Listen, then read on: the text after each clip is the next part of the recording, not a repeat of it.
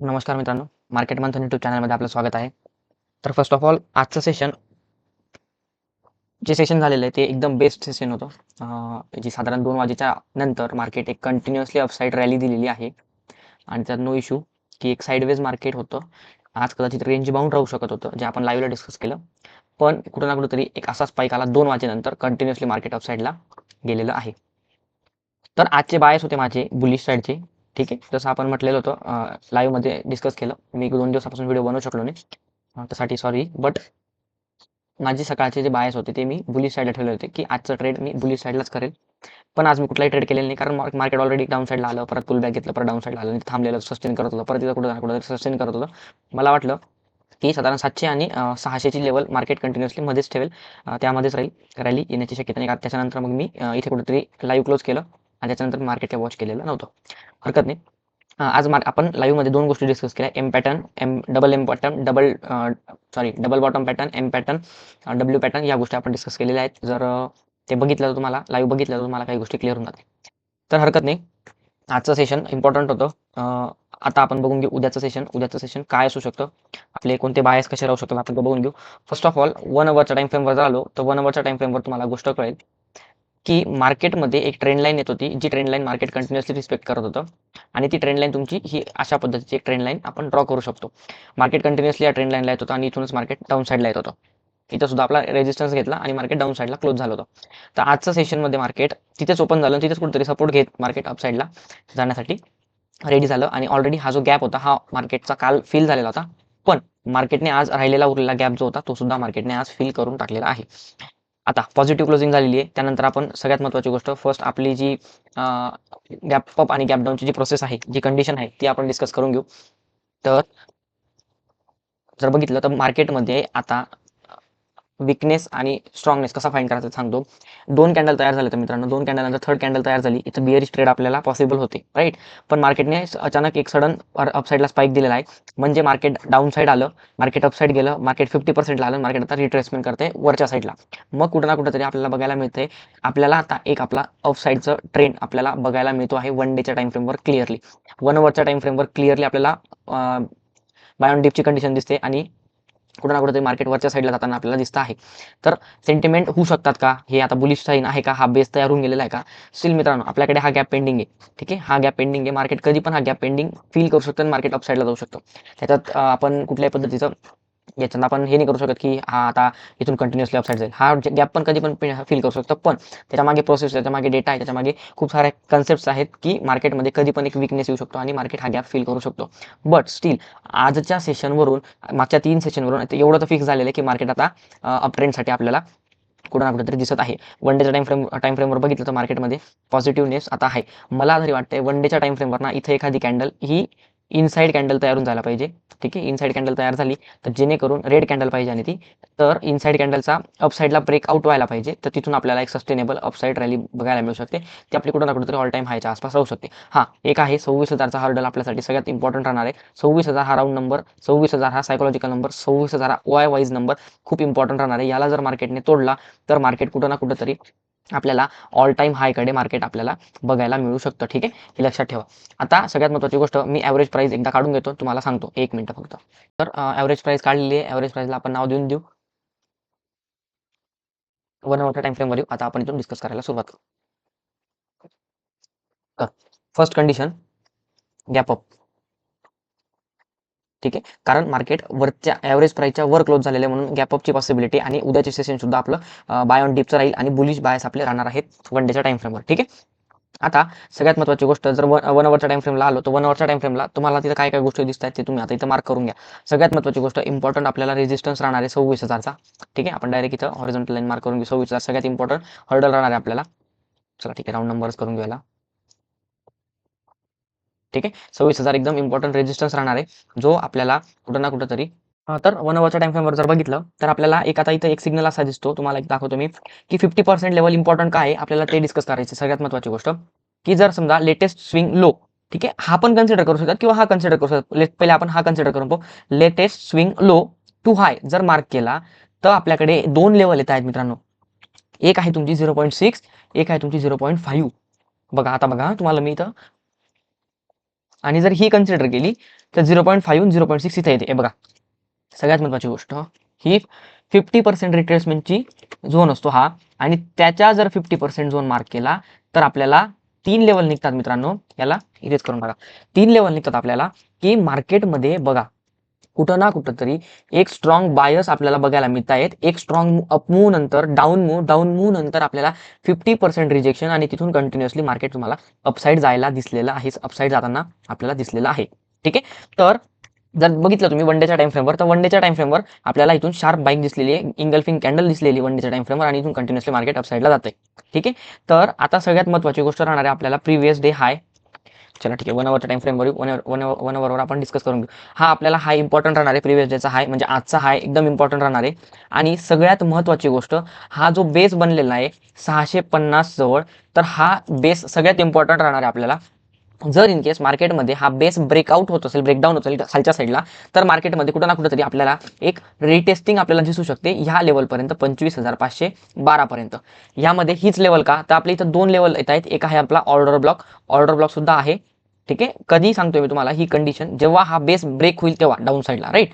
तर सगळ्यात महत्त्वाची गोष्ट ऑर्डर ब्लॉक आहे. मार्केट जर इन केस डाऊन साईड आलं तर इथून एक अप मूव्ह आपल्याला पॉसिबल बघायला मिळू शकतो. ठीक आहे, आता सगळ्यात महत्त्वाची गोष्ट, सेटअप फाइंड आउट करताना मित्रांनो हा आपल्याला बाय सेटअप फाइंड आउट करायचा आहे. ठीक आहे, बाय ऑन डिपचा सेटअप फाइंड आउट करायचा आहे, ना कुठला सेल ऑन राईज किंवा डायरेक्ट सेल साईडचा सेटअप डिस्कस करायचा आहे, किंवा आपल्याला थिंक करायचं त्या गोष्टी, राईट.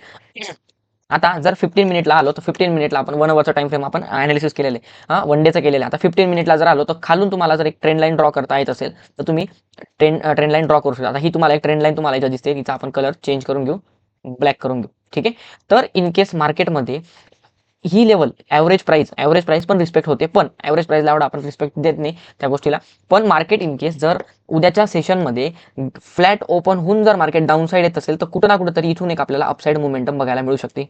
ठीक आहे, आणि ऑलरेडी जर ही टेस्टेड आहे खूपदा, तर मार्केटमध्ये ही वीकनेस दर्शवते, वीकनेस दाखवते.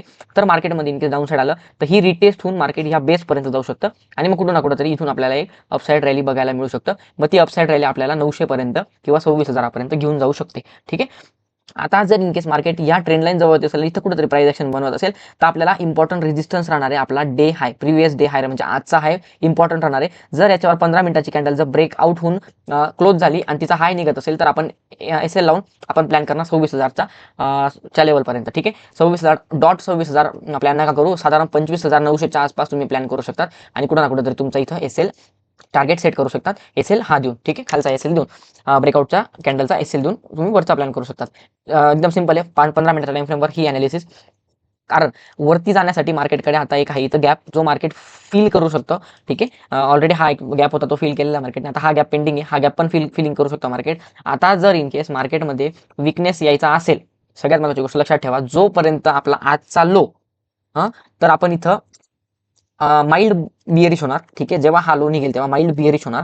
आणि जर इन केस आपला हा प्रिव्हियस 16 तारखेचा लो आहे, हा जर तुटला तर आपण आपला स्ट्रॉंग व्ह्यू राहणार आहे बिअरिश साईडला, जो तुम्हाला अजून डाऊन साईडला नेईल, जो गॅप पण फिल करेल, त्याच्या खाली जो लो आहे त्या लोला टेस्ट होऊ शकतं. कधी हा जो झोन आहे तेव्हा निघेल तेव्हा. आता जर बघायला गेलं तर आपण ह्या पूर्ण सिनॅरिओचा जर आपण 50% काढली, या सिनॅरिओची जर 50% काढली तर 50% इथं कुठेतरी येते.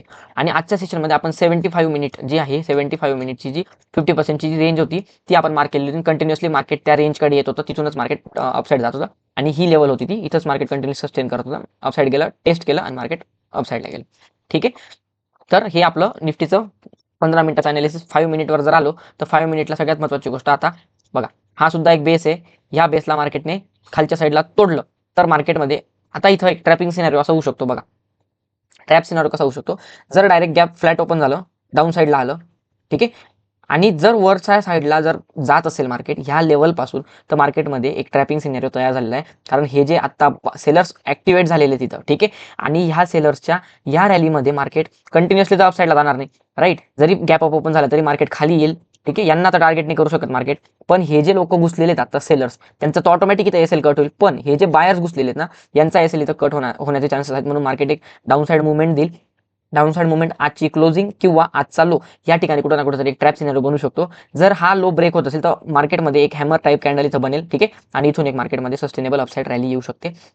आणि जर इन केस फ्लॅट ओपन न होता गॅप अप ओपन झालं, जसं आपण प्रिव्हियसली डिस्कस केलं, ॲव्हरेजच्या वरती ओपन होणार आहे, गॅप अप होणार आहे, तर आपण डिस्कस करणार गॅप अप पॉसिबल आलं तर इथून एक अपसाईड रॅली आपल्याला बघायला मिळू शकते डे हायला. पण आपण त्याला एक ट्रॅप इथं ट्रॅप करू द्या मार्केटला. ठीक आहे, डायरेक्टली जर ब्रेकआउट जर केलं ना तर मार्केटमध्ये तेवढी सेलर्स नाही राहणार. ठीक आहे, त्याच्यामुळे तिथं आपल्याला ब्रेकआउट कॅन्डल फाइंड आउट करावी लागेल. हे बघा, हा एक झोन आपल्याला इम्पॉर्टंट राहणार आहे. ह्या झोनमध्ये पण मार्केट सस्टेन करू शकतं. राईट, या झोनकडे येईल, इथं ब्रेकआउट दाखवेल, मार्केट रिव्हर्स होईल, इथं कुठेतरी सपोर्ट घेईल आणि मग अपसाईडला जाईल. कसा सिनेरियो येऊ शकतो तुम्हाला सांगतो. मार्केट जर गॅप अप ओपन झालं, एवढं मोठं गॅप अप ओपन झालं, किंवा मार्केट फ्लॅट ओपन झालं, मार्केट कंटिन्युअसली अपसाईड जाईल, कंटिन्युअसली अपसाईड जाईल, इथं ब्रेकआउट दाखवेल, मार्केट शार्प खाली येईल, इथं कुठेतरी एक प्राइस ऍक्शन बनवेल आणि मग ही जी ट्रेंड लाईन इथं येईल, ही ट्रेंड लाईन मार्केट तिचा सपोर्ट घेऊन मार्केट अपसाईडला जाऊ शकतं. ठीक आहे, अशी एक पॉसिबल आपल्याला इथं सिनेरिओ बघायला मिळू शकतो. सगळ्यात महत्त्वाची गोष्ट आता डेटामध्ये काय येतं आहे आपल्याला ते बघणं महत्त्वाचं आहे. कारण कालच्या सेशनमध्ये वन पॉईंट समथिंगची जी प्रॉफिट बुकिंग आहे ती FII ने केलेली होती. तर आता कदाचित आजच्या सेशनमध्ये ते 100% ते, कारण हा जो पंप आलेला आहे ना, हा FIIचा पंप आहे. इथे एकदम स्ट्रॉंग बायर्स आहेत. उद्याचं सेशन मी सांगतो तुम्हाला, उद्याचं सेशन साईडवेज टू बुलिश, म्हणजे तुम्हाला सेटअप फक्त बुलिश साईडचा ट्रेड करायचा आहे. ब्रेकआउट फेल होणार नाही. मला तरी असं वाटतंय ब्रेकआउट फेल होणार नाही, पण ह्या सिनारिओमध्ये ब्रेकआउट फेल होऊ शकतो, कारण ऑलरेडी तुमच्याकडे इथं रिजेक्शन कॅन्डल तुम्हाला इथं दिसते. त्यामुळे हा ब्रेकआउट फेल होईल. फेल नाही पण झाला ना तरी प्राइस ऍक्शन चेक करा, कॅन्डल चेक करा आणि 26,000 पर्यंत टार्गेट घ्यायला कुठं ना कुठेतरी प्रयत्न करा. किंवा हा जो डे हाय आहे, ठीक आहे, हा जो 12 तारखेचा हाय आहे तो आपल्याला इम्पॉर्टंट राहणार आहे टार्गेटसाठी, जर कंटिन्युअसली अपसाईडला गेला. आता उद्याचं सेशन बघायला इंटरेस्टिंग राहणार आहे की आपल्याला आता उद्याचं सेशन नेमकं फ्लॅट ओपन होतं की गॅप डाऊन ओपन होतं. ठीक आहे, जर समजा गिफ्ट निफ्टी जर बघितलं तर गिफ्ट निफ्टी ओपन आहे का, +5%, 0.02% अपसाईडला मुवमेंटम दिसते आत्ताच्या कंडिशनला. लेट्स सी काय होतं काही नाही. हा डेटा चेंज पण होत असतो. नंतर तुम्ही जर आले तर ओव्हरऑल इंडायसेस आज जर बघितले तर ओव्हरऑल इंडायसेस तुम्हाला पॉझिटिव्ह दिसतील आज. ठीक आहे, आज सगळ्यात महत्त्वाची गोष्ट, निफ्टी 50 पेक्षा ना बँक निफ्टी थोडं स्ट्रॉंग दिसत होतं. ठीक आहे, त्यामुळे ही जी निफ्टीची रॅली होती ना ती कंटिन्युअसली अपसाईडला गेलेली आहे. त्यामुळे आपल्याला बँक निफ्टी एक स्ट्रॉंग आपल्याला मोमेंटम देताना दिसत आहे. तर ओव्हरऑल सेक्टर जे आहेत ते तुमचे पॉझिटिव्ह आज क्लोज झालेले आहेत. IT सेक्टर सुद्धा लास्टला आपण IT पण एकदा निफ्टी ITचा एकदा चार्ट ओपन करू.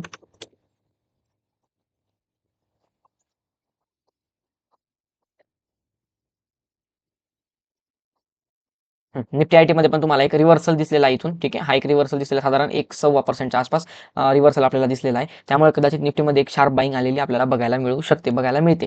त्यानंतर जर तुम्ही इकडे आलात तर इकडं ऑप्शन चेनवर जर गेलो तर ऑप्शन चेनवर आपण एकदा बघून की ऑप्शन चेनवर आपल्याला आता सध्याला काय दिसतंय.